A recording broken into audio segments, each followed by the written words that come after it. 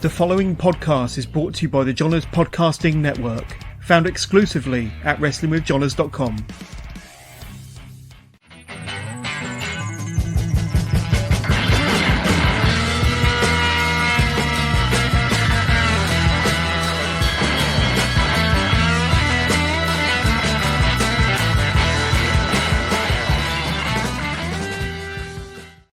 Hello and welcome to the latest episode of Wrestling with Johners. We are live for a Wednesday evening, episode 378, and I've got another returning guest. But been loving having these returning guests on Wrestling with Johners, who've graced us with their presence once before, but a year or two or three, we're bringing them back to have a bit of an update on what they've been up to, and got an awesome guest after 2 years, none other than BEVAN The Bastard Son. BEVAN, great to have you back on Wrestling with Johners. How are you doing, my friend?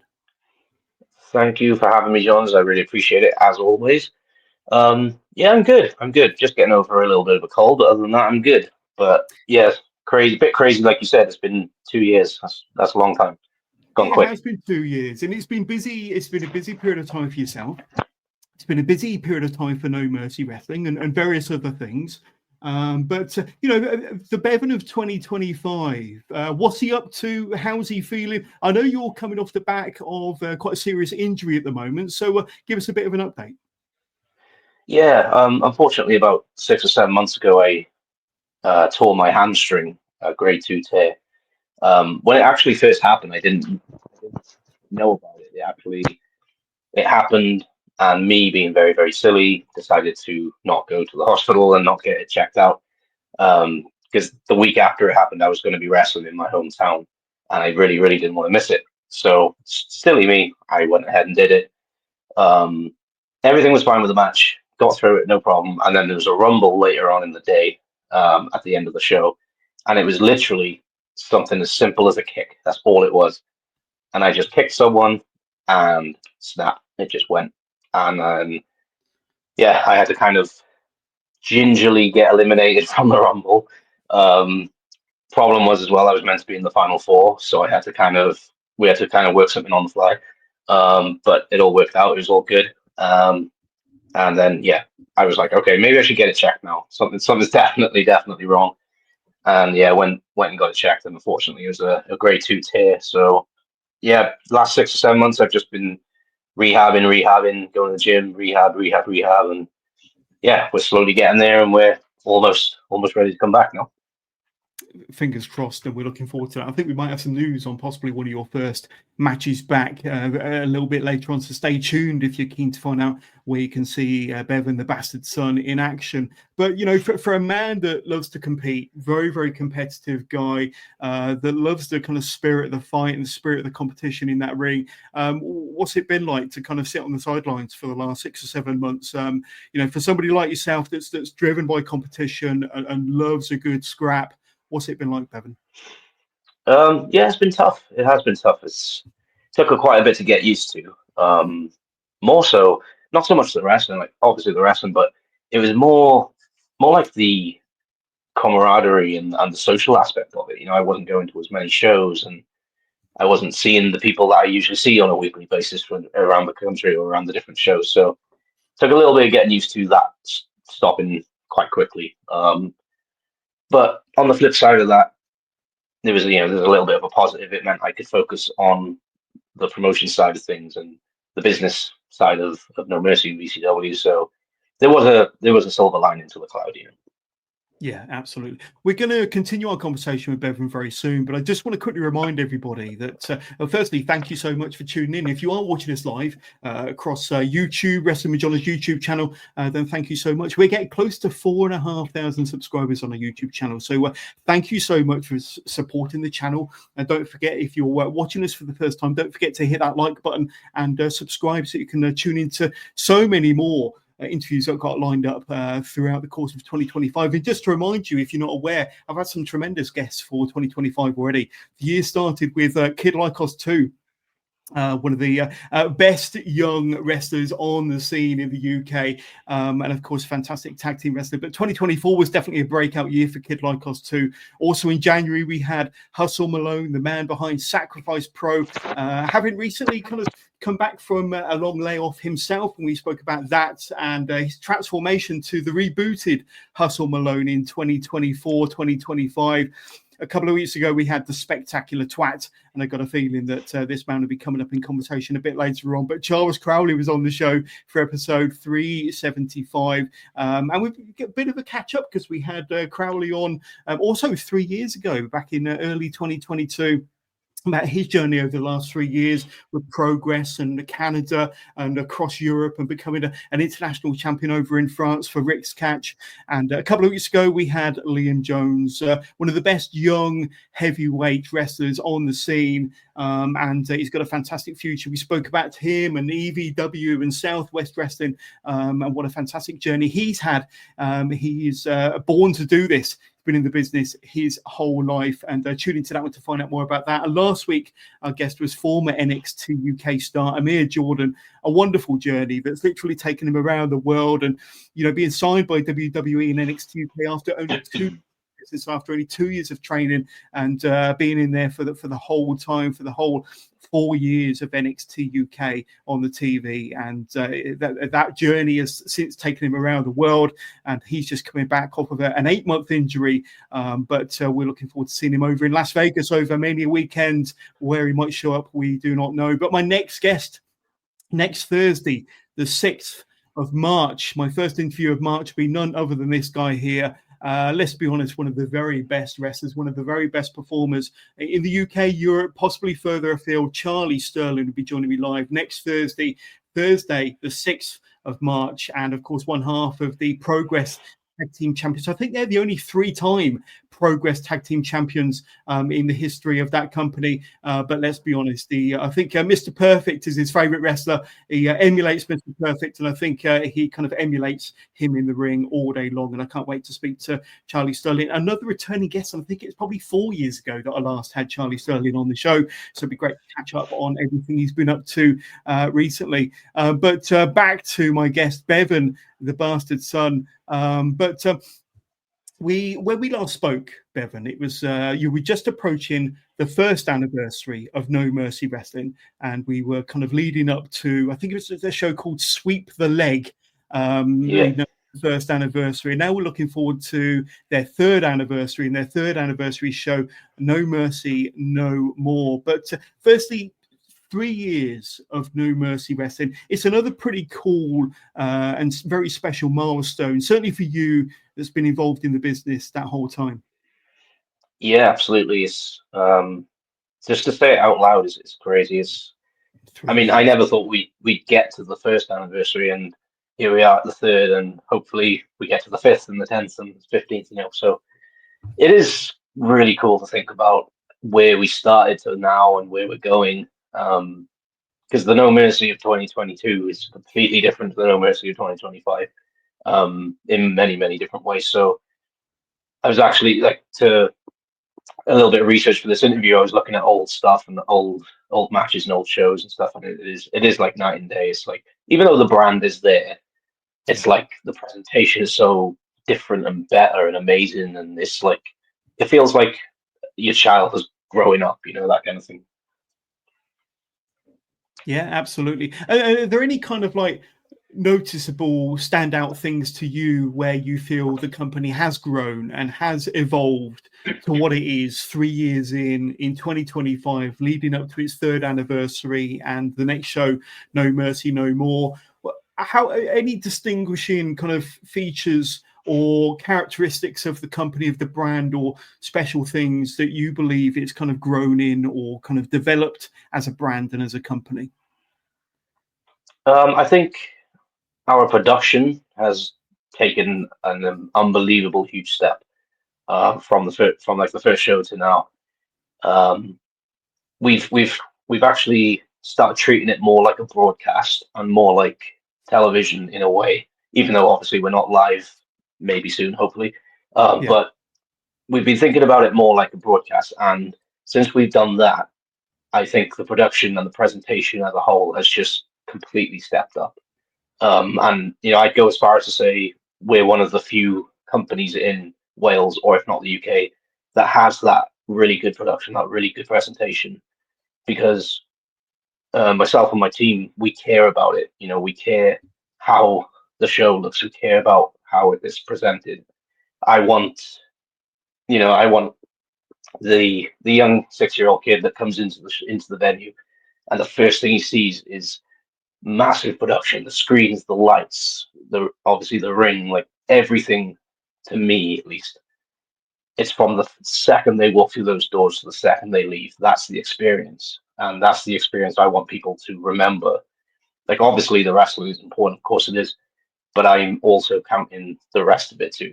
So everything is just as important as everything else in No Mercy. Yeah. And I've been obviously keeping a close eye on No Mercy from year one, almost from show one, and obviously had you on the show a couple of years ago. I've attended a few shows as your backstage host. But one thing that really jumps out and stands out to me is how driven No Mercy is regarding storylines as well. And the storyline thread, and not just one or two storylines, but kind of pretty much every match, every character, every championship will have its own storyline, which is something that not all companies do. A lot of indie companies just put on, matches just for the sake of it, without nothing really behind it. But No Mercy Wrestling can certainly say that, they put a lot of effort and a lot of passion and a lot of time and effort into storylines for their wrestlers, and for their championships and for the fans to enjoy. Yeah, absolutely. You hit the nail on the head. I'm very passionate about story. I'm very passionate about making sure that people come back because they want to see what happens with this person, or they want to see this person get their own back on this person, or whatever it may be. Like I'm a child of the Attitude Era, so I'm all about long stint storytelling, and there's been a lot of No Mercy storylines that take 12 months or more to come around, and I personally love that. I think it's investing not only in the brand, but it's investing in our roster too. It's trusting our roster enough to say, right, here's the ball, here's this storyline. I want you to take it as far as you can. I want you to go crazy with it. I want you to have as much fun as possible. Because I'm a big believer in, if your talent are having a good time, if your talent are enjoying it and having fun, that translates out into the crowd. And I feel giving our roster the freedom to go where they want to with these storylines. Obviously, it's directed, but to give them the freedom and the creativity to try what they want to do with it, I think that makes it more enjoyable for them as well. Yeah, 100%. I don't want to kind of change topics in a minute, and I'll explain where I'm going with this very, very soon. But let's bring up some pictures. And of course, if you're not too familiar with who BEVAN the Bastard Son is, here are some close-up and personal pictures of the man himself, doing what he does best. And of course, this is the show we're leading up to, which we'll talk about. We'll preview and we'll discuss and we'll break down and hype up all the matches that have been announced so far. And of course, this is the company No Mercy Wrestling that BEVAN has been closely associated with for the last 3 years. But we have to talk about the elephant in the room, and never like to get on the wrong side of my guest, but for the last several months or so, there has been a changed kind of a shift in temperature regarding No Mercy Wrestling, and you can probably fill us in. And as that graphic kind of clearly demonstrated, it's now going by the name of Brilliance Pro Wrestling. Now, when I bring up that graphic and that name, it kind of reminds and shouts all day long of this guy here, the Brilliance, good as gold, James Ellis. And fill us in here, because I know this is something that has been an annoyance to you for a while now. And there's been this kind of rivalry between yourself and James Ellis for a while that came to a head in 2024, and it's kind of still telling its story in 2025. But please explain to our viewers at home and to people that may not be too familiar with what I'm on about, why certainly on social media, No Mercy Wrestling is now going by the name of Brilliance Pro Wrestling. Fill us in, Bevan. Well, this all kind of stems from James Ellis's belief, if you will, that I'm the cause of him losing the No Mercy Legacy title to Kenny Mantra. Obviously, he lost that belt because he lost the match because he wasn't good enough. Simple as that. Ellis obviously sees it a different way, and ever since then, he's been trying to do everything he possibly can to get under my skin and just ruin. Yeah, there we go. That was when he first walked in on my interview with you, which was a great interview, by the way. I have to say, it was going fantastically, and then he had to ruin it, as he always does. So yeah, it's all kind of stemmed from that, and then there was tension rising, and then we had that insane cage match last year with Team No Mercy versus Team Virus. That's kind of where it all bubbled to the surface, where he decided to throw me off the top through 2 tables into the ring, which obviously took me out for quite a while. And it was that moment actually that was a little bit of a turning point. That's when I realized it was from then is where I kind of lost my way. I was losing matches. I was getting injured. I wasn't putting enough effort in. I was in a bit of a downward spiral, and it took me a while to realize it, but I realized it was because he pushed me off. It was from that moment he pushed me off the cage, and he's just in my head. And it was my own fault. I shouldn't let him get in my head. And then, yeah, last September, we had the match where basically if he won, he gets to take the company. I hold my hands up. I made a mistake. Obviously, I was injured at the time, so the former head coach of the No Mercy Dojo took over for me, stepped in, fought a great match. It was still a good match. Unfortunately, I made the mistake. It was all because of me. I lost the match. I hold my hands up. It was my fault. Kelly, I tried to make amends.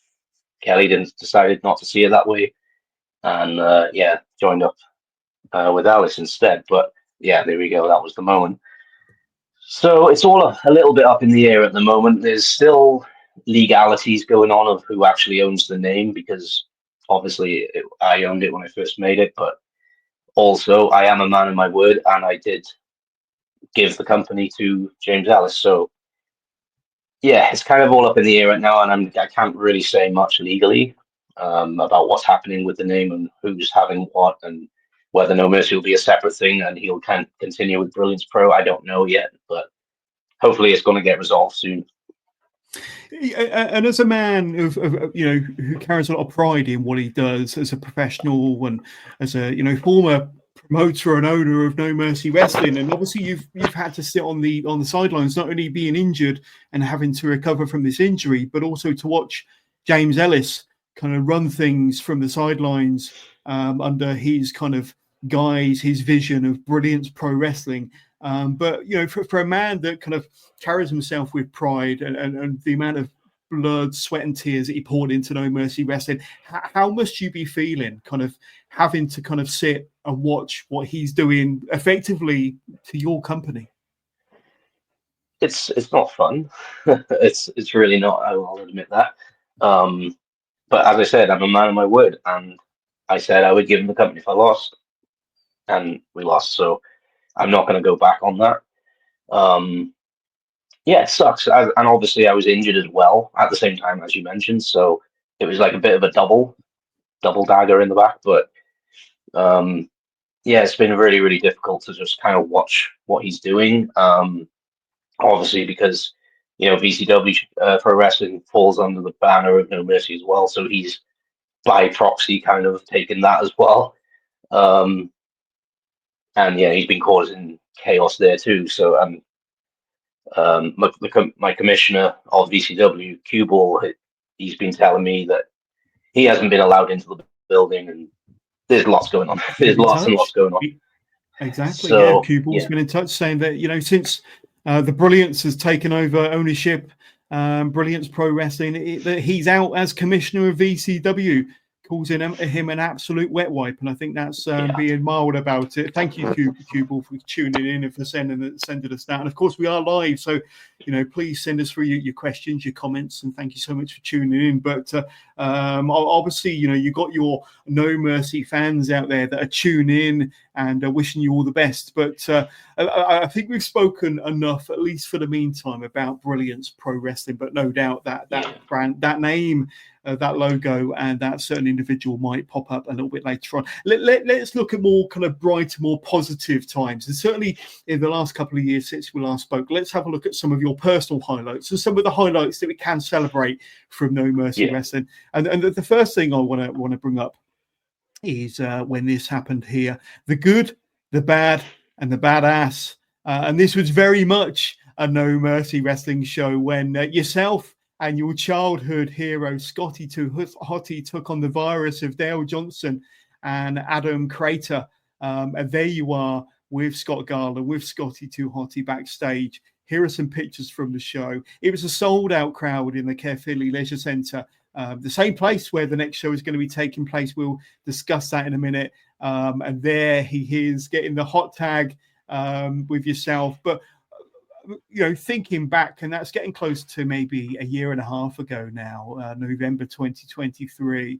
But I still remember it very, very vividly. I was there, got to spend a bit of time with Scott Garland myself, as did everybody else did backstage. But he was a kind of a credit to that show. The fans absolutely ate it up. And you got a chance to tag with somebody that you legit idolized as a wrestling fan growing up.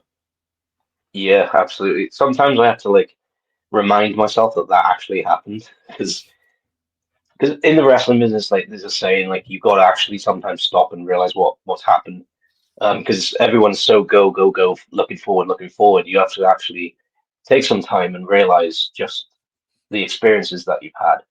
And yeah, like I said, sometimes I forget that I actually did that.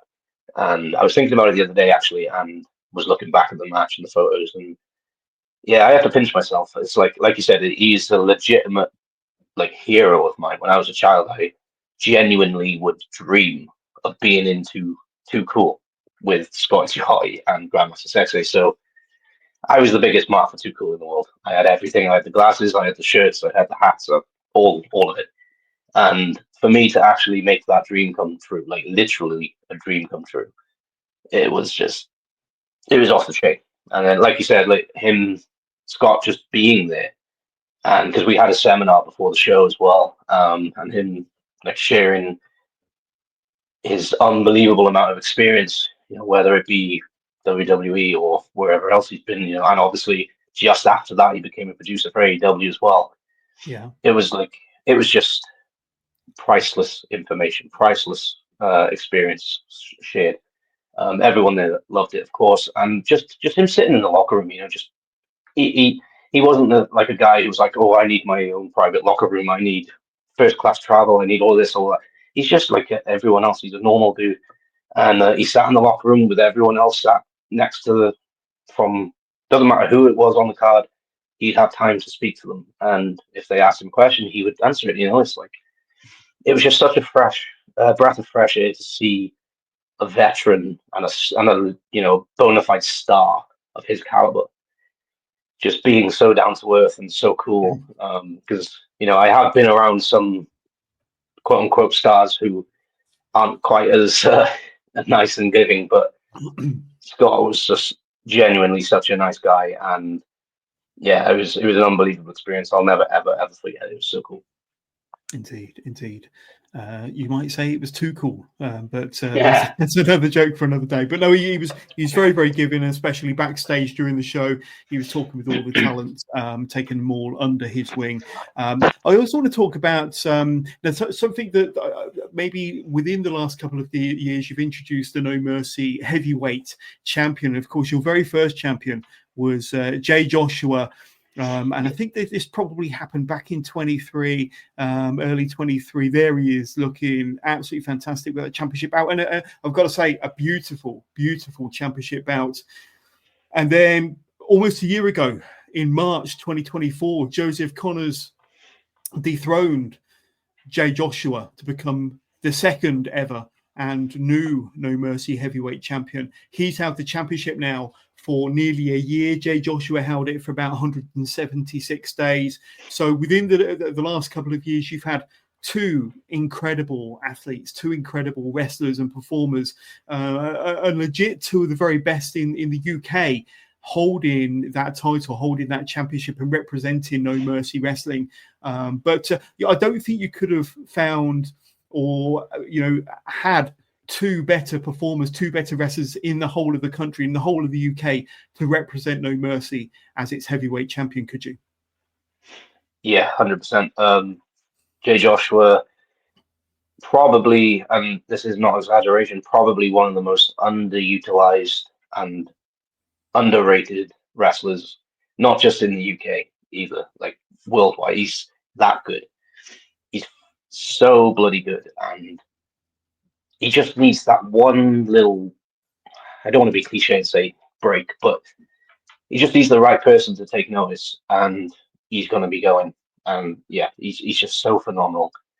I wanted to showcase that, with No Mercy. He's been on the very first No Mercy show.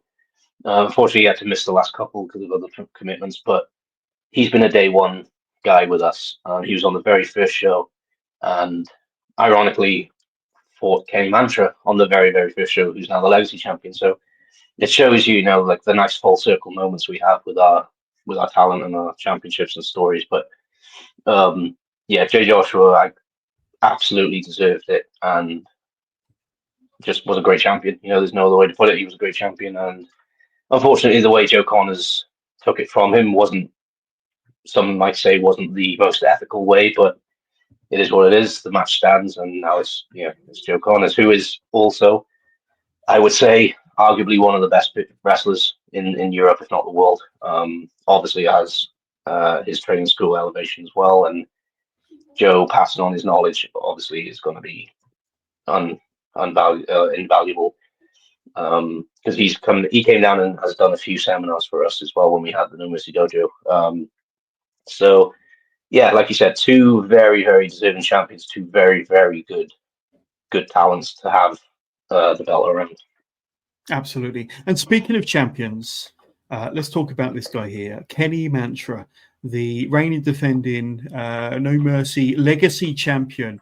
And I've checked it. That graphic says 450 days plus. I've got it as 472 as of today.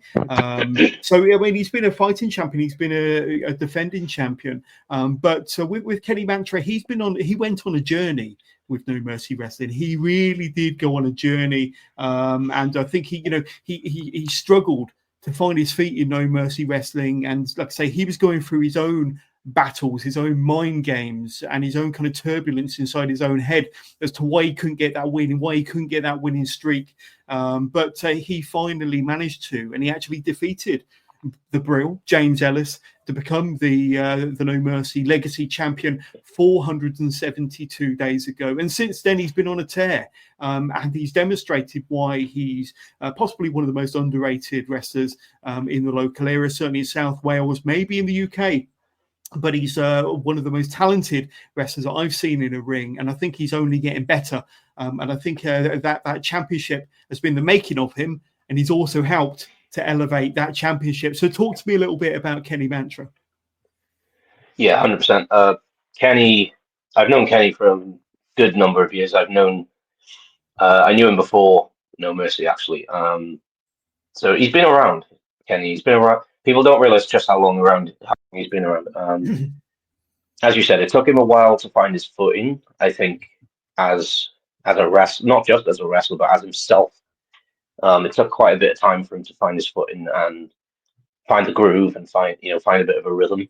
But once he did, man, he was off to the races. And yeah, exactly as you said, that the Legacy title, I think, has been the making of him.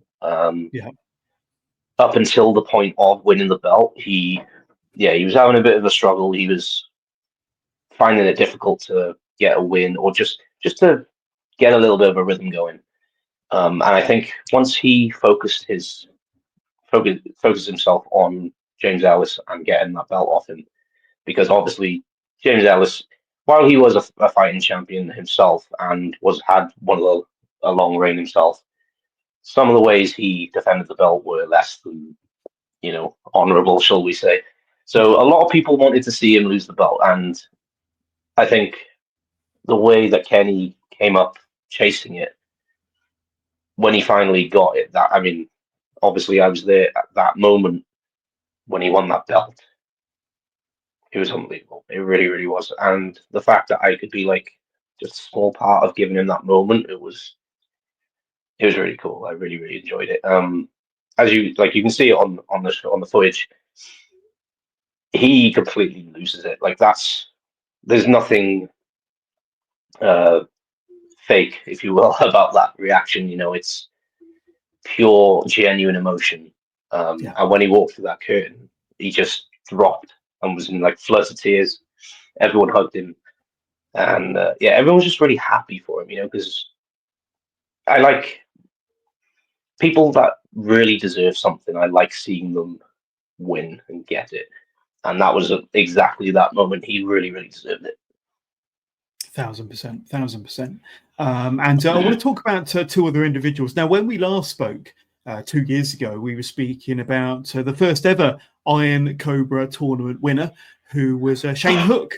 And he was under the tutelage of yourself at the time, and he's gone on to do some fantastic things around the UK. That's why I wrestled for United Wrestling just a few days ago. But since then, in the last couple of years, we've since crowned the second Iron Cobra tournament winner and the third Iron Cobra tournament champion. And let's bring up some pictures. Obviously, back in 2023, November, at the Good, the Bad, and the Badass, Leon Cage became the second ever tournament winner, Iron Cobra tournament winner. And we'll talk more about him in a moment. But last year, Ethan Thomas took that crown in this match here, which would have been the final against Victor Linden. And there is Ethan backstage with the Iron Cobra tournament sword. There we go. I mean, Ethan Thomas is fairly new to my radar, coming onto my radar kind of only recently. But talk to us a little bit about those two, because, I mean, Leon Cage, and you just mentioned the name Leon Cage, and pretty much anybody in wrestling circles are familiar with that name. And considering he's only maybe still 17, possibly 18, who knows? But he is taking the wrestling world by storm. Shane Hook has had similar success in the couple of years since he won the tournament. But Ethan Thomas, fairly new to the scene, certainly new to me and a lot of fans out there. But, this could be the catapult. Certainly it helped to elevate the previous two, but it could be the catapult, the launching pad for Ethan Thomas as well. But talk to us about Leon Cage and Ethan Thomas, and what they mean to No Mercy, and what that tournament has done for them. Yeah, as you said, Leon Cage is on a rocket ship right now. He's doing some unbelievable things. Just the other night at Ichiban, I don't know if anyone's seen it, but he moonsaulted off a bloody balcony. The kid is crazy, but he's also rightly so, because he's extremely talented. It's scary how good Leon Cage is for how young he is. Never in any age, doesn't matter how old we are, but he's always had it, though. That's the thing about Leon Cage. It's never been a case of him gradually getting to that point. He's just always been that good, and he's just so natural, and his ability is so natural as well. It's actually terrifying. If you're a wrestler and you see Leon Cage in person, it's scary how good he is for such a young age. And he's fearless. He is completely fearless. And every single time I see him walk through the curtain, if I'm at the show, obviously, and I'll be like, "What are you doing?" And he's like, "It's fun, isn't it?" The thing is with Leon Cage, and sorry to talk over you, but with Leon Cage, he is fearless, but he's not. He's not kind of. He always seems to land on his feet somehow. He's kind of really calculated, very, very skilled.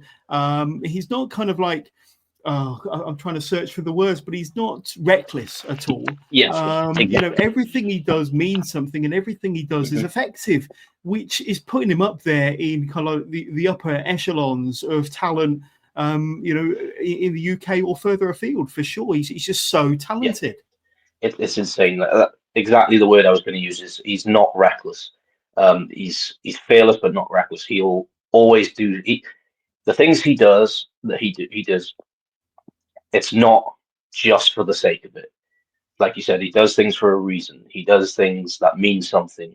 He does things for the moments. And like, I'm not sure if anyone's seen it, but his match with Michael Oku at New Wave a few months ago, I was there in person. I witnessed it, and it was like goosebumps type of moment, And then obviously they repeated it at Rev Pro, but Leon is going to be, I reckon, either next year or the year after, he'll be snapped up and he'll be signed one of the big companies, and he'll be the next big star.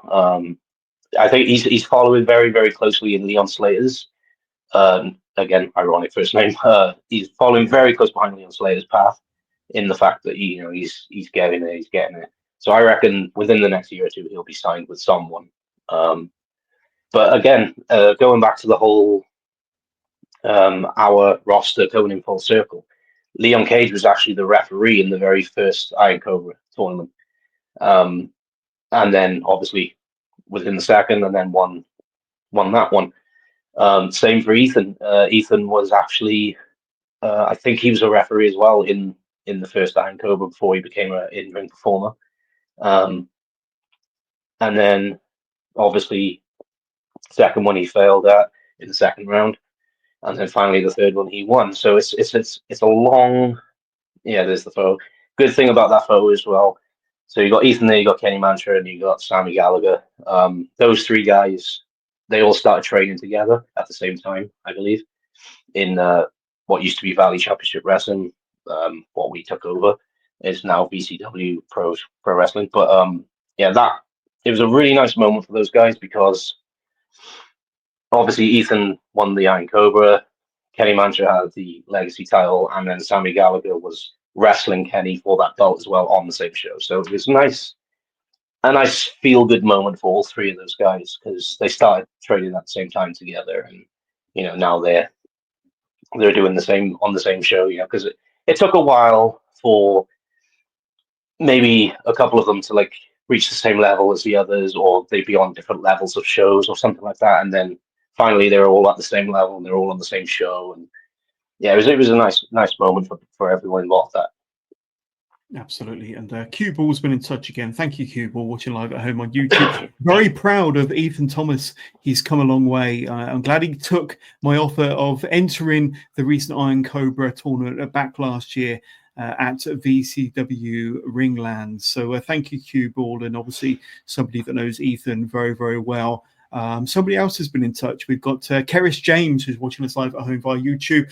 Being part of No Mercy Wrestling is one of my biggest pride and joys. Bevan is legit one of the best and kindest in the business. Thank you so much, Keris. But there we go. Any words? Obviously, Cue Ball very complimentary of Ethan, and Cue Ball very, very well, and obviously Keris, working behind the scenes on No Mercy Wrestling as well, and somebody that's obviously very proud of what you've been able to achieve in your time with the company. for sure, yeah. As most people know, Cue Ball was the commissioner for the Valley Championship Wrestling, and then once we acquired that and took over and rebranded, we kept him on board as the commissioner until obviously he was all of the crap that happened with James Ellis. But Cue Ball's been an integral part of the team at VCW, helping with everything that commissioner should do. Really, he's been invaluable. It's been fantastic. Just the same with everyone in the team, to be honest with you. Like Keris, my business partner Larry, everyone that works on our shows, be it VCW or No Mercy before Brilliance Pros started, everyone is an important cog in the wheel. Like the shows wouldn't happen if everyone doing their part weren't there. like Karis, for example, she started just coming to the shows as a fan because her partner was training with us at the time. Excuse me. And yes, eventually, she started taking on more responsibility, and now she's in charge of running the merch stand. So it's a nice way for people to work up into positions where not only are they great at what they're doing, that they're an important part of the team, but they're also like really good friends too. And that's what I feel like our team at our promotions is like. It's more like family and friends rather than just acquaintances. Yeah, absolutely. A couple more highlights I want to talk about. And firstly, it was getting Trent Seven on board for your show in September. Mercy is for the week, and Trent Seven, arguably one of the biggest names in pro wrestling, and one half of the former NXT Tag Team Champions alongside Tyler Bate, of course. So I believe they may have won the championships 2 times. I'm sure somebody will correct me, but arguably, since he's come back onto the indie scene, whether it be North America, whether it be around the UK, one of the biggest acquisitions any group, any company could possibly get on their shows, on their card. And you managed to do that back in September, and you got Trent involved in a triple threat match for the championship. But what did it mean to you and No Mercy and to the fans to have somebody of the stature, of the name value of Trent Seven on board?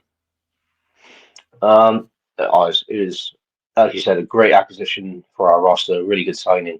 Trent is, again, he's another guy that's just, not only is he fantastic in the ring, as everyone knows, he's one of the best.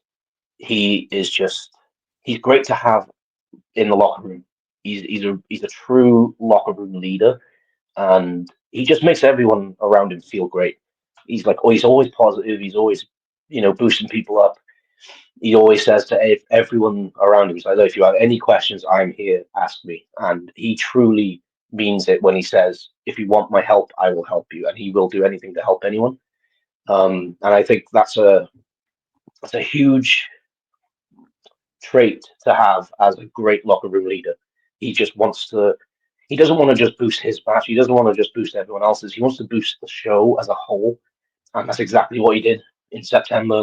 He excuse me, he had the match, he had the triple threat, and afterwards, him and Harrison Bennett had a little moment in the ring, where he just said exactly what everyone knows, which is Harrison Bennett is truly one of the greatest in the country, and his time is coming. He is a future world champion, and that was a really, really great moment. And he spent the time, to remind everyone that was there that it's shows like ours and other promotions around that are the true building blocks of independent wrestling. If it wasn't for shows like us, you wouldn't see the people you see on TV. You wouldn't see people in the big, massive stadium shows. So he was just great at reminding everyone about that and reminding us all why we do it. Why we do this, which is because we love it. That's ultimately the reason that comes down to. Yeah, he was absolutely great. Fantastic wrestler, as I said, as everyone already knows. And yeah, looking forward to having him back, definitely. Absolutely. And another highlight, and the final highlight I'm going to touch on for the meantime, and a match I know means a lot to you, meant a lot to you, and a match that you kind of still draw back to on a regular basis was the big cage match, wasn't it? The Head of the Snake. Yeah. Going back nearly a March, and we spoke a bit about this show before, but nearly a year ago, last March, and it was Team Virus versus Team No Mercy. And a match that was very historic for many reasons. I'm sure you'll enlighten us as to why it was historic in a moment. But a match personally and professionally that meant an awful lot to you as well, Bevan. Yeah, it was absolutely huge. And as far as I know, I could be wrong. So if anyone's watching and you want to correct me, please do. I'm pretty sure it's been the only cage match ever held in Wales. The first and the only one. So again, I could be wrong, but I'm pretty sure it is. I'm right. Yeah, it was a huge, huge occasion. Mine and many of the others. Actually, I think it was everyone in the match's first ever cage match. again, please correct me if I'm wrong if you're watching and I'm wrong.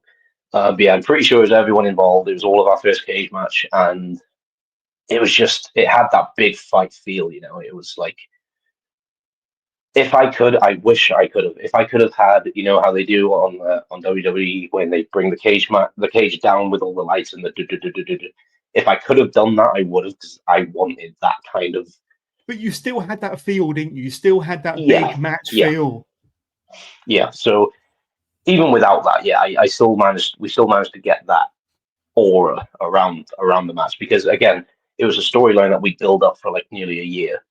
Again, the long-term storyline coming into it, the long-term playing out, and people just really wanted to see the virus get their asses kicked. They really, really, really did, because of everything they'd been doing, and it all came to a head in that match. And then, yeah, it was great fun. As a performer, it was so much fun. I was, obviously, because I'm running the show too, I was so worried about, am I putting too many eggs in too many baskets? Am I spreading myself too thin by running the show, having the cage match as well?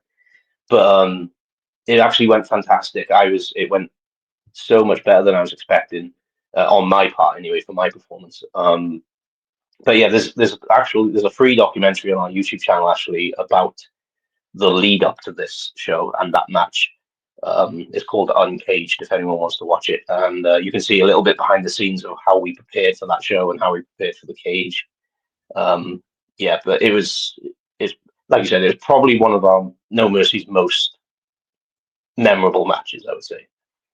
Absolutely, and that was also, if I'm not mistaken, back in the Caerphilly Leisure Centre, which seems to Yep. be the venue for so many memorable highlights of No Yeah. Mercy Wrestling, as well as now I'm going to butcher this, is the Perrin Khyber Hall, where it's his spiritual home of No Mercy Wrestling. Did I pronounce that correctly, Bevan? Very, very close. It's Penru Khyber. Penru Khyber, thank you very much. There you go. I won't Yeah. get it right for as long as I live. I won't get it right It's for as long as fine. I live. It's good. Let's jump to some more comments, because we've got people watching us and sending comments all the time. Now, we got Lowry watching us live at home on YouTube. Go back to Keris. Keris is a godsend on the show days. We'd crumble without our merch queen. So thank you, Lowry, and thank you, Keris, once again. Let's have a look. Oh, we got Daniel Ellis, hopefully no relation, but Daniel Ellis watching us live at home. No Mercy has been a massive part of his life. I wouldn't be who I am today without the love and dedication from so there we go. Daniel Ellis, thank you so much for tuning in. Thank you so much for watching, and keep sending me your questions, keep sending me your comments. We've still got plenty of things to go through and plenty of time with Bevan the Bastard Son. And I want to talk about the next show. We're going to talk about No Mercy No More, March the 9th. So just a couple of Sundays down the road there, Caerphilly Leisure Centre once again. And there's just a little bit of a glimpse there on that poster of some of the talent that will be involved. But back at the Caerphilly Leisure Centre, and like I say, that has become a bit of a home from home for No Mercy fans, No Mercy Wrestling, or Brilliance Pro Wrestling, dare I say. But for the big occasions, for the big shows, that's the place to be, isn't it? Yeah, absolutely. The Leisure Centre has become our home. Like you said, Sweep the Leg, our first anniversary show, was actually our first big show there. So it was quite a nice callback for that. Yeah, that's been our home now since then. And as you said, we ran shows as well in Penrith Khyber Hall, which was kind of our like the little brother of our home, if you will. As you know, you've been there, John, as it was a small but very nice venue. Yes, had a lot of character to it. A lot of character. Yeah, a lot of character. We came away from running shows there, and basically we wanted to branch out and we wanted to try other venues and other areas. So, but yeah, I always look back on our time at Penrith Khyber with fond memories. It's where we started the very first Iron Cobra tournament. It's where a lot of people on our roster got their start. So a lot of people made memories in that building, and I will always remember it with fond memories. But as they say, it's onwards and upwards, and try not to look on the past too much. I like to reminisce with the past rather than looking back onto it, and just look towards the future. Absolutely. Let's talk about some of the matches, and let's talk about this one here first. Love and Money versus Lucia Lee and Rain Leverkusen. So obviously a kind of a mixed tag here, but tell us a little bit about this one. I'm not too familiar with Love and Money. Give us a little bit of a background on them and what sort of match we can expect from those two teams on March the 9th. So there's two debuts in that match, actually. It's Lionel da Silva, who's part of Love and Money, and Rain Leverkusen, who, as much as we have tried for almost a year and a half now to debut Rain Leverkusen, and no matter what happens in the past, touch wood, it's not going to happen this time. Something has happened where she wasn't able to make it. Either she got injured, or there was a conflict of booking dates. Whatever it may be, there's always a time where she couldn't do it. And now finally, we're so happy Rain is finally going to debut. So, obviously, Lucia Lee has been a day one since the start of No Mercy. She's been there from the start. One of my closest friends as well. So, Lucia Lee will always have a place at my No Mercy, at least anyway. Love and Money, they're relatively new. They're from New Wave West Midlands. They primarily train there, I believe. You got Lionel da Silva there on the left and Luca Romeo on the right. Luca Romeo has actually wrestled at No Mercy once before. He wrestled Lucia Lee. He also wrestles for a few other promotions like Dragon Kingdom in Wales. And he's a great talent, absolutely fantastic talent. Not only that, he has something about him. He has character, he has charisma, and that's what I love in a wrestler. Don't get me wrong, I love a wrestler who can just go and just wrestle, what I mean? And just like, your Lance Storm, dare I say it, Chris Benoit types of wrestler, But then if you can add that with some character and some charisma, then to me, that's the full package. And that's what Luca Romeo has. And he's very entertaining. And yeah, I think people are going to enjoy that match because it's, as you said, it's a nice dynamic of intergender as well. So yeah, it'll be interesting to see what happens. There we go. And another tag match now. We're going to talk about Act 2 versus Soul Train. Now, I know Act 2 very well. I've had them on the show twice over the last few years, quite recently at the back end of last year. But I'm familiar with all of a sudden having worked with him backstage at No Mercy shows. But I'm not too familiar with his tag team partner on the right-hand side of the screen there that completes the team of Soul Train. But by the looks of it, you got kind of your smaller Act 2 and your bigger Soul Train here. So, you kind of got your David and Goliath dynamics here. But nonetheless, it's going to be a fantastic tag match. And Act 2, they've been tearing it up around the UK. What sort of match are we likely to get between these two teams? Yeah, exactly. As you said, it's going to be a crazy dynamic with the size difference. But also with that comes athletic / speed difference too. So it's going to be really, really interesting to see. Obviously, Act 2, love those guys to death. They're amazing. I'm really good friends with them as well. So outside of the ring, again, a similar situation to Rain where we've been trying to get them back, but dates don't work or whatever it may be. And now finally we're getting them back, and I'm so happy that we are, because obviously they've worked for us before, but I can't wait to see what's going to happen here. Because Soul Train, obviously, as you said, all of a sudden's been at No Mercy since day one as well. Very, very entertaining wrestler, as I'm sure you remember, John. 1,000%. Yeah, and he's very, very much a fan favorite at No Mercy. And Ryan Saint, his tag partner, is actually born and bred No Mercy Dojo trainee. He started with us, and he's come out of the dojo, and he's one of our small numbers that we're proud to say is a dojo guy. And he puts 110% into everything. He's, again, a great character, fantastic charisma on him, and then him and all of a sudden together is, hold on to your hats. Basically, it gets a bit wild. that could be the sleeper match of the whole show. I think the dynamics between those two teams and the action you're likely to get, and the characters as well. And I think the fans are going to eat that one up all day long. What about this one here? This triple threat match: Harrison Bennett versus Adam Crater versus Wesker. And I know that this was originally a four-way match, a four corners match, but it's recently been changed to a triple threat. But you look at the talent on that poster, you look at the talent that's going to be involved in that match, that's going to be incredible. You've got, once again, different dynamics, but you've got some big guys there, some faster guys. And I think, the different dynamics that are going to be involved are going to lead to a very, very fun and exciting and action-packed match. Yeah, without a doubt. That, as you said, the sizes of each guy, because a lot of people are going to look at that match and think, Harrison Bennett is the small guy. Harrison Bennett isn't a small guy. He's a big he dude. just is.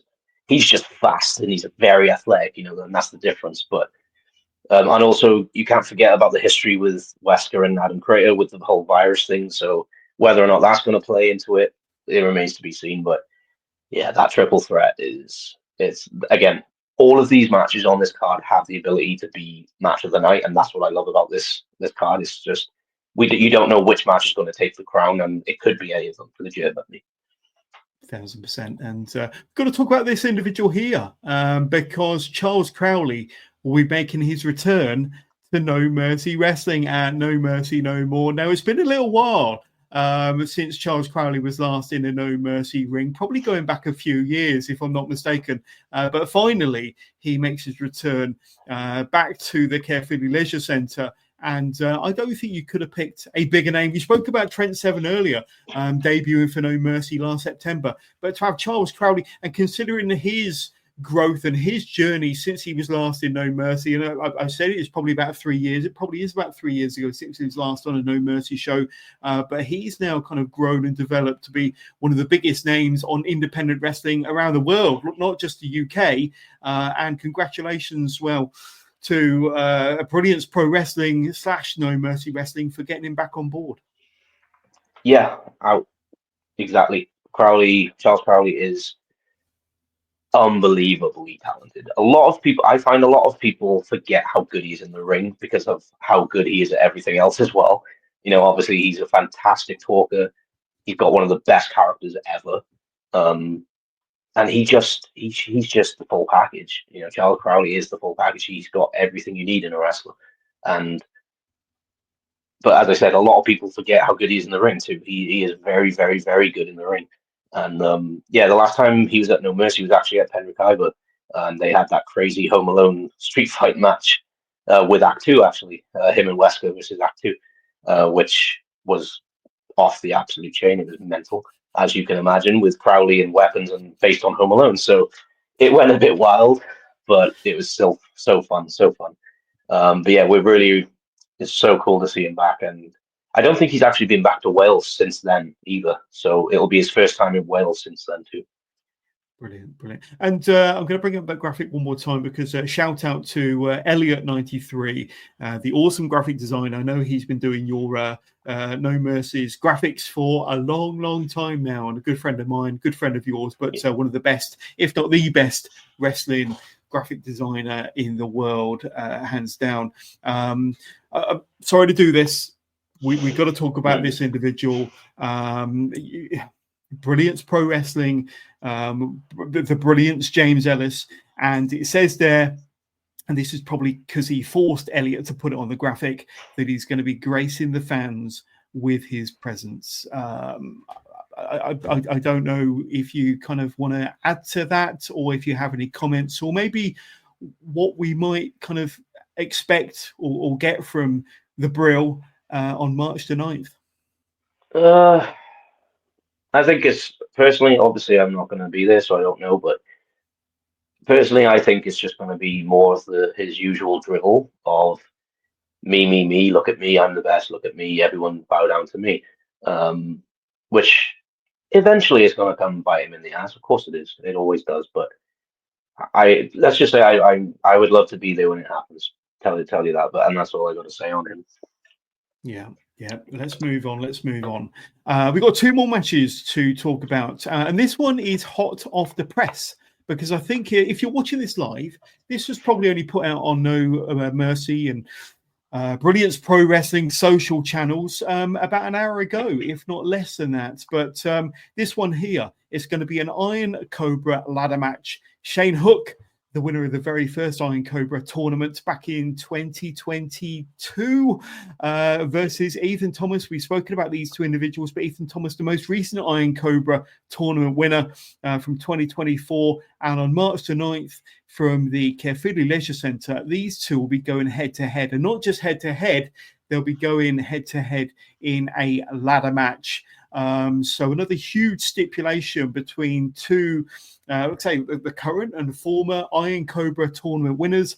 But let's be honest, two of the youngest and best young talents on the scene right now. Yeah. Shane has been with us again, another day oneer since the start. His first ever experience with No Mercy was on the very first show where he was in the pre-show Rumble.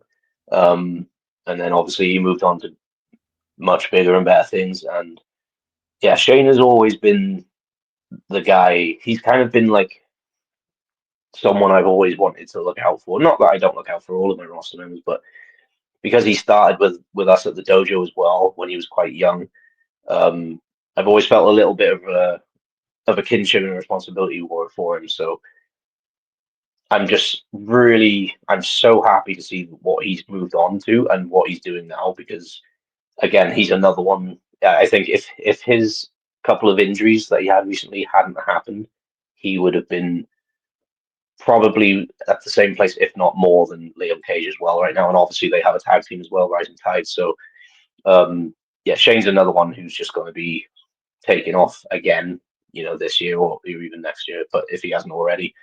But yeah, he, as you said, was the first time Cobra, fully deserved as well. That moment was, again, that's on our YouTube channel. You can go back and watch that. The moment where he won that first tournament, and that was real emotion as well. I presented him with the sword, and it was pure. It was for a shoot. It was pure emotion. Everyone, there was not a dry eye in the whole place. Everyone loved it. It was great. And that was the moment I realized I need to keep this tournament going, because this tournament means something to people. It's if you're not involved in No Mercy, it might not seem that important, but everyone that is involved in No Mercy sees how important that tournament is, because everyone that's won it so far, it's not a coincidence that they're going on further to great things, So I feel anyway. And now obviously that Ethan's won it as well. Like you said, he might be new to some people, he might be new on the scene to some people, but he has been around Wales for a while. And like Kenny Mantra, there was a little bit of time for him to find his footing, find his rhythm, but now he has. Yeah, you're going to be seeing much better things from Ethan Thomas as well, very, very soon. So it's I'm interested to see how that one goes, because not only is it a battle of the young Cobras, but those guys are friends too. So to be in such a violent match with big stakes, it's going to be really interesting to watch.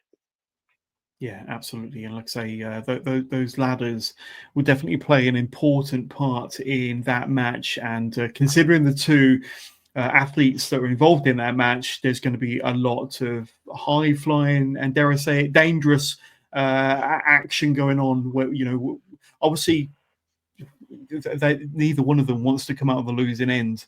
So they're really going to be kind of throwing everything at it to make sure they come out on top. And the final match we're going to talk about, Bevan, is this one here. Now, a lot on the line here. The Legacy Championship will be up for grabs. Kenny Mantra's Legacy Champion. And if I remember back to my own words earlier, I think 472 days as of today, as of this live stream, Kenny Mantra has been the Legacy Champion, going up against Kelly Six, like say somebody a long time ago, once upon a time, you knew very well, you trusted, with your heart, with your company, with your training school. But all of that went out the window the moment that he attacked you and turned his back on yourself and many others and the fans. But that match there for the Legacy Championship, that one is going to be a fantastic match between two wrestlers that can go all day long. And with the title on the line, there's so many stakes up for grabs here, isn't there? Oh yeah, without a doubt. That, like we said earlier, Kenny Manta is someone that I've known personally a long time, and I know the kind of heart he has. Um, like the name he uses, the heartbeat of pro wrestling, is not a gimmick. He truly loves the business. He truly loves wrestling, and he truly gives every single part of him and leaves it in the ring every single match he has. And I'm pretty confident. Yeah, I'm very confident he's going to do exactly the same on March 9th. So it's going to take a lot to take that belt off him, I think. I don't. I think Kelly has kind of underestimated Kenny a little bit. Um, Obviously, Kelly joining up with Ellis and Aaron Blanchard on the last show is kind of. I can see his. I can see his goal, and I can see kind of see why he did it. He he saw that I lost the company, and he kind of wanted to keep a job in a way, and decided to join up with them. But ultimately, I know Kelly Six. I know Kelly Six very, very well. As you said, I trusted him with my training school and my company, and I got a feeling. Let's just say Ellis, I think, shouldn't count all of his chickens just yet. That's all I'll say. Very interesting, very interesting.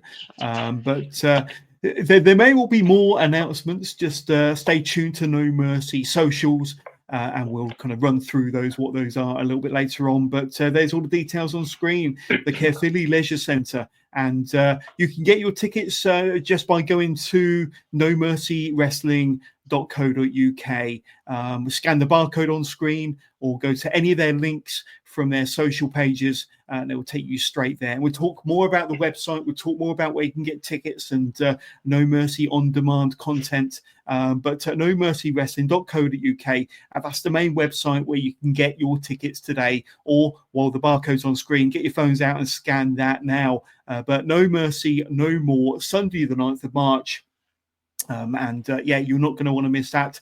Some tremendous matches. I think we spoke about 5 matches there that are set to take place, and featuring some of the very best talent from South Wales and from across the UK, and some of the best talent from further afield for sure, including that match there, the Iron Cobra ladder match, and the Legacy Championship match. But like I say, stay tuned to No Mercy socials, and I'm sure there'll be more announcements, but definitely there'll be posts appearing all the time where you can click on the link and get transported straight to the website and get your tickets today. And it's one of those tickets are selling quickly, but it's one of them shows that you're going to want to take the whole family to as well. Nan, granddad, mum, dad, auntie, uncle, and all the kids. It truly is a variety show for the whole family. And for anybody that's not been to a No Mercy wrestling show before, Bevan, just kind of sell us in a bit of a nutshell, kind of what sort of day, what sort of action, what sort of show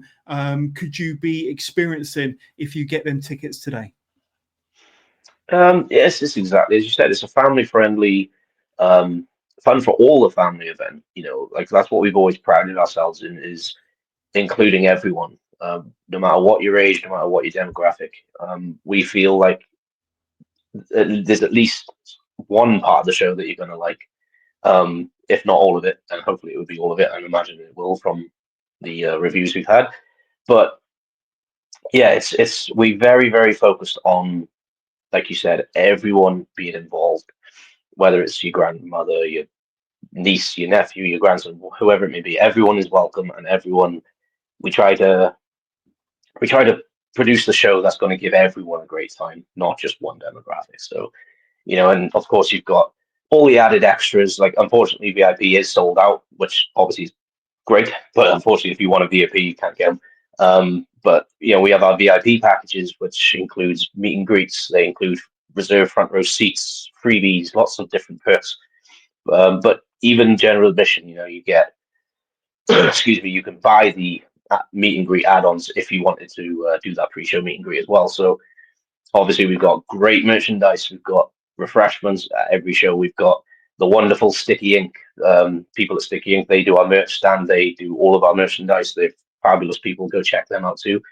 And it's just like I said earlier, it's about the entire presentation for No Mercy. It's about the spectacle of walking into that venue and seeing it all, and seeing the lights, seeing the smoke, seeing the crowd, seeing everything up and going. And it's like, my goal is to get everyone that walks in that door, from the moment they walk in to the moment they walk out, to go, that was amazing. Not just that wrestling was amazing, the entire experience was amazing. And that's what we go for. And I think we succeed with it. Absolutely. Just go to nomercywrestling.co.uk. That's the website. All the links will be on there. Go to any of their social pages, click on the links for the show, or just scan the barcode on screen. But it will be a fantastic show. A few people that have been reaching out. We've got to Cue Ball again. Thank you so much, Cue Ball. Someone is going to have to keep an eye on Blanchard. So obviously he's somebody to keep an eye on, and that's somebody that, Kenny Mantra is going to have to keep one eye on for sure. And Daniel Ellis, so he's got a spare ticket. Do you fancy joining in, to see what that jackass James Ellis has to say? Like I say, you got an invite there. Somebody offering you a spare ticket if you want to go along to see what happens. But there we go. That's if you're interested, of course. But Daniel, reach out to Bevan, DM him. I'm sure he can sort something out. Let's switch subjects a little bit. And I know you mentioned very briefly earlier on, but we're going to talk about VCW Pro Wrestling now. And this was formerly Valley Championship Wrestling, another South Wales company that had been around for quite a while, that over the last year or so has been acquired and kind of fallen underneath the banner, the umbrella of No Mercy Wrestling. Tell us a little bit about VCW Pro Wrestling, because it might be a company that might have fallen underneath a lot of people's radar over the last few years, but now they're part of the No Mercy family. You're giving them kind of more prominence, more social media coverage, and some big names coming onto their shows very, very soon. But to give us a little bit of a history and a bit of a background as far as VCW Pro Wrestling and your relationship with them. Valley Championship Wrestling, we're a small promotion that's been around for a while, a little bit longer than before No Mercy. As I said earlier, a few of the guys on our roster started training there, actually. It was previously owned by Andrew James, and they were a great little promotion. I actually worked for them myself as a performer many, many times. One day Andrew got in touch with me and mentioned, the opportunity came up to possibly take it over and take it under the No Mercy banner. Because me and Andrew were chatting. I've always gotten on well with Andrew. He always tells it like it is. We've always gotten on professionally and personally. So he just basically said, he was like, he's coming to the end of his wrestling life and he wanted to move on. And he wanted to see the promotion. He didn't want to see it die, basically, because it's provided a good platform for a lot of the young guys, a lot of the newer guys coming up through the scene, and a lot of the younger guys and girls to get some experience on. So we both agreed we didn't want to see that go away. So he put the idea to maybe me coming in and taking it on. So after a lot of chatting and a lot of deliberation, we decided to, and we acquired it. And we decided we wanted to give it a nice fresh start, while keeping a little bit of the identity. So obviously we kept the VCW, but we took away the Valley Championship part of it, because the Valley Championship Wrestling, its branding was very heavily based around it being based in the Welsh Valleys and having the Welsh flag and all of that. While there's nothing wrong with that at all, I love it. I'm Welsh. I'm very, very proud to be a Welshman. I just felt like it needed a bit of a fresh lick of paint. So we did a nice big rebrand. We took a few months off the shows. We took it away from running shows, and did a really nice, big, fresh rebrand where VCW no longer stands for anything. It's just VCW Pro Wrestling now. But we still kept the core values of what Valley Championship Wrestling was, which was giving opportunities to newer people and maybe less experienced people. Sort of like treating it like our NXT, if you will, the NXT to No Mercy, more like a developmental type thing, where smaller shows, smaller capacity venues, less production, just so we could give newer people the chance to get some experience, but with less pressure of the bigger crowds and all the lights and whistles and all of that. So yeah, that's how it started, and it went really, really well, and it still is going well. And yeah, we're at a point now where I think VCW could actually take on a separate entity, if you will, like away from No Mercy. So we still run it, but not so much that it doesn't. No, I don't think it needs No Mercy to be kind of holding its hand anymore. Do you get what I mean? So Yeah. Hopefully, with the next few shows coming up for VCW, we've got some plans in store where I think it'll be evident that that's what's going to be taken off with.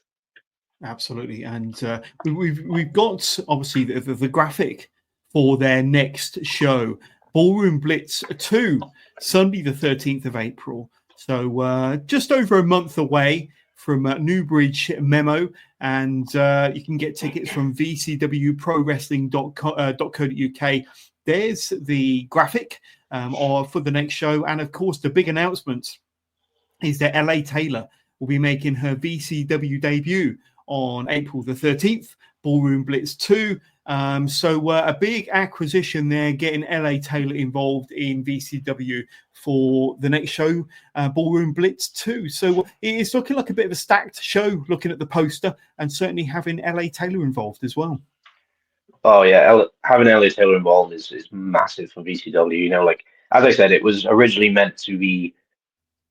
I don't want to say limited. That's the wrong word. It was aimed at less experienced people and newer people on the scene to get some experience, but also you kind of need the experienced people to show them the right way to. And I was like, I need some good people. I need some trustworthy, good wrestlers who I know will give great matches, but also help out the newer people too. So having LA Taylor on that show is going to be huge. It's going to be great for VCW, and also the person, I don't want to say too much, but the person she's wrestling, it's going to be a great match. It's going to be so good, and I can't wait for people to find out what it is. It's going to be so good. There we go. And like I say, just stay tuned to VCW Pro Wrestling socials to get more updates and like I say, more names, more matches for that show, Ballroom Blitz 2 on April the 13th. And just bringing up this calendar of events, because that does show all the dates and locations for both VCW and No Mercy Wrestling through 2025. And it's a stacked lineup.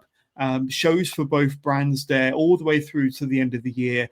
So just like I say, there's a barcode on screen, scan that, or just go to nomercywrestling.com.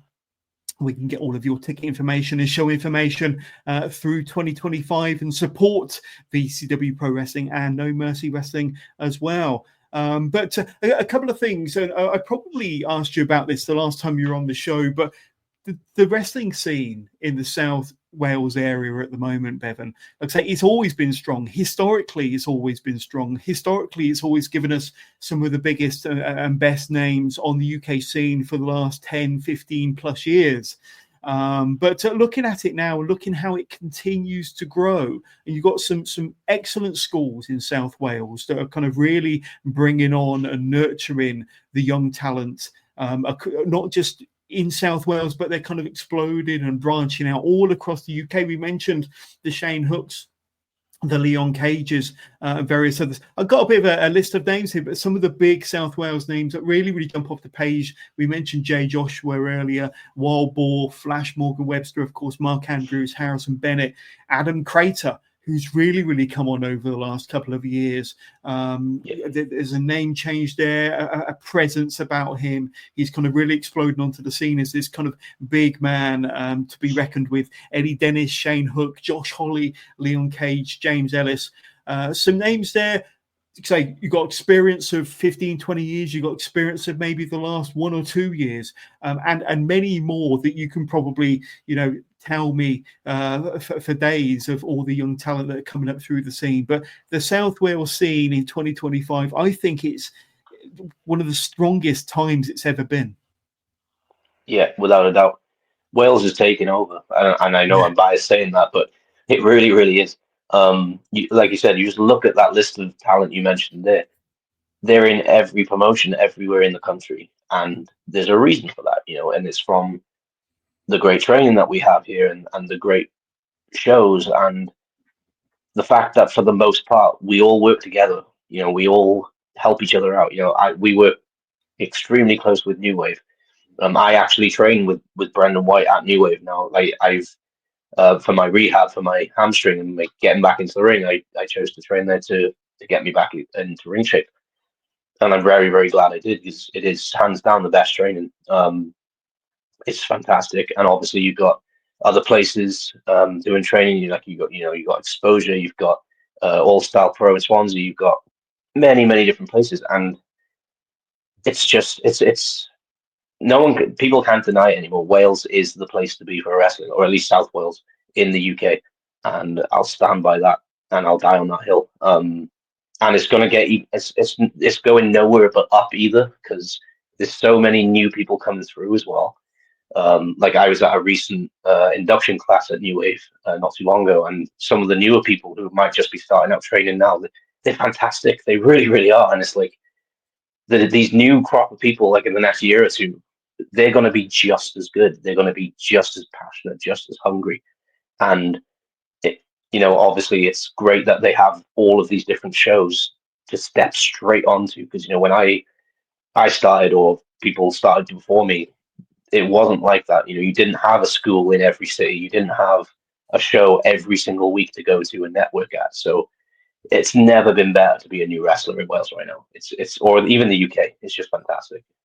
Yeah, absolutely. When you kind of think about some of them names that I mentioned, I don't think there is a ceiling for some of them. When you talk about the Shane Hooks and the Josh Hollies and the James Ellises and the Leon Cages, and the experienced batch that were previously signed and now back on the indies, and sharing their knowledge and their wisdom. But looking at the Leon Cages and some of the younger wrestlers, I don't think there is a ceiling for those individuals. As we said earlier, give them a couple of years, they're going to be all over the world. Let's jump to some comments, and we got to Cue Ball once again. VCW is in his blood. VCW meant so much to him. Myself and Bevan are in a similar situation with management, quote unquote. Bevan, I know we've not seen eye to eye in the past. Fancy meeting up and having a chat? So a bit of an invite there from Cue Ball to maybe have a clash of minds, and to share some thoughts over the similar situations that you both appear to be in. And Keris wants some more. Something about being in a Sidemen video must be a highlight of your year also. You must kind of add a bit of context to this. Not something I was aware of. What's that referring to, Bevan? Yeah, silly me. I absolutely forgot about that. It's a massive big deal. So, just out of the blue, I think I can't remember exactly when it was now, but I got an email from an agency, and me being the old fart I am, I had no clue who the Sidemen were. I didn't know what they were. I didn't know anything about them. The only people I knew was KSI, obviously, because he's been on WrestleMania, and that was it, and because of Prime and all of that stuff. So I didn't know anything about the Sidemen. So I remember asking a few people. I was like, I've just had an email asking to rent the ring for a YouTube video for someone called the Sidemen. Is this a big deal? And actually, it was Lucia Lee as well, one of the first people. Lucia Lee got back to me. She was like, yes, it's a massive deal. Say yes. So I was like, oh, okay. So I did a little research, and then realized, obviously, they are some of the biggest YouTubers ever to exist. So I was like, maybe I should reply to this email. And yeah, it was crazy. It literally happened within a couple of days. Their agency, who was in charge of like booking things for the videos, just got in contact and was like, yeah, we're doing a Sidemen video where the guys are like, they're doing like a come down with me type video where there's teams, and KSI and I think it was Ethan, their team, were going to do a wrestling based meal or dinner, whatever they do on Come Down With Me. So we went there. It was in London. We spent the night overnight. We set up the ring. It was an unbelievable setup. Like, just the setup must have cost about 25, 30 grand. It was mental. Like, it's on YouTube. I think it's on about 18 million views at the moment, something like that, something silly.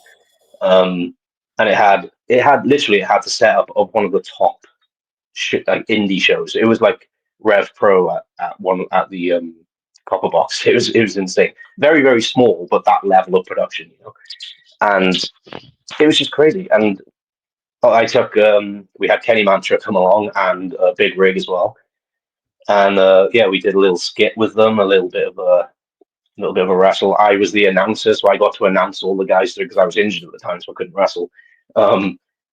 And it was just kind of surreal. It was very, very surreal. It was just like, is this actually happening? Are we actually doing this? And it only properly hit us when we got back, and we saw the video go up, and we saw the views counting and going up and going up. We're like, oh my god, we actually did that. That was crazy. But yeah, it's on YouTube. You can go find it. Just search "Sidemen Come Down with Me Wrestling" and it'll pop up. How many million views so far? I can't remember exactly. I think the last time I checked, million? 18. I think that was the last time I checked. It might be a little less, a little bit more, but I can't remember now. But yeah, I even forgot to tell you about it. That's how much I forget about how I do it.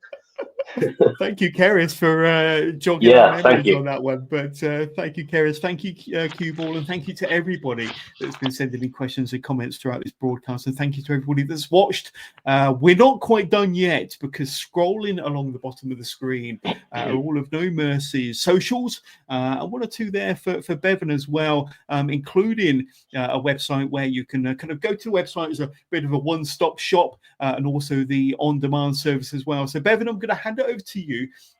Where can we reach out, say hi, learn more about No Mercy and yourself, and learn more about the website and the on-demand service as well, my friend? Well, you can find me on Instagram, as it's on the screen at the moment, at BEVAN The Bastard Son _PW.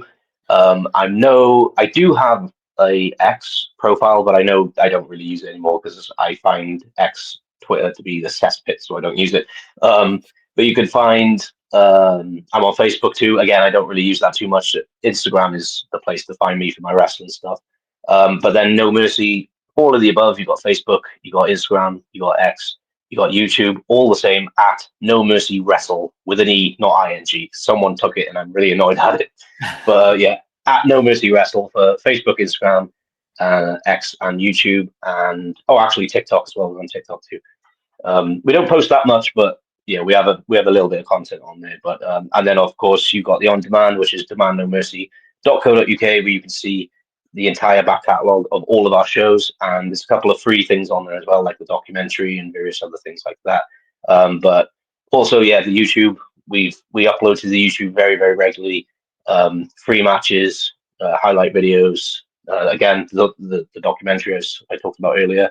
But yeah, we're very, very close to getting to that magic number where we can monetize. So I'm going to do a very, very shameless plug here and ask everyone to go to the YouTube and please subscribe. You don't have to watch the videos. I mean, it would be great if you did, but just please subscribe, like all the videos, spend a bit of time watching them, and hopefully we can get to that magic number of monetization, and we can, put more effort into putting out better content as well. 100%. And I also want to say that No Mercy Wrestling and VCW Pro Wrestling are also part of the Johners Podcasting Network, and their YouTube channels are linked to the Johners Podcasting Network at wrestlingwithjohners.com. Yep. So if you go there, a bit of a one-stop shop where you can find both logos, both links at the top of the page, and that will take you straight through to their YouTube channel. So go and support right away. But before we go, bit of a plug, because you do have your return match already announced.